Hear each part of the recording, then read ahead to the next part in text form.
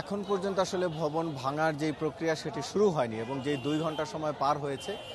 আমরা এই 2 ঘন্টার মধ্যে তেমন কোনো বড় মালামাল আমরা বের করতে দেখিনি। রাজু কর্মকর্তা যিনি নির্বাহী ম্যাজিস্ট্রেট রয়েছেন অলিউর রহমান, তিনি 2 ঘন্টা সময় পরে তিনি আসলে এসে বলছেন যে যেহেতু এখন পর্যন্ত ভল্ট অন্যান্য মালামাল সরিয়ে নেওয়া যায়নি, ভেতরে যারা কর্মকর্তা কর্মচারী রয়েছেন তারা চেষ্টা করছেন ভবনের মালামাল সরিয়ে নেওয়ার জন্য, কিন্তু সেটিও এখনও কার্যক্রমটি শেষ হয়নি বলে তারা আরও অপেক্ষা করবেন, অর্থাৎ তাদের মালামাল সরিয়ে নেওয়া পর্যন্ত। এখন সেই সময়টি কত সেটি আসলে তিনি এড়িয়ে যাচ্ছেন বারবার, অর্থাৎ সেটি 1 ঘন্টা 2 ঘন্টা নাকি 1 দিন 2 দিন সেটি আসলে তিনি পরিষ্কার করে বলছেন না। তিনি বলছেন সাধারণ দৃষ্টিতে আসলে মালামাল সরিয়ে নেওয়া দরকার, সেজন্য সেটি নিশ্চিত হয়ে তারা তারপরে ভবনের যে উচ্ছেদ বা ভাঙার যে কার্যক্রম সেটি তারা শুরু করবেন। প্রাথমিকভাবে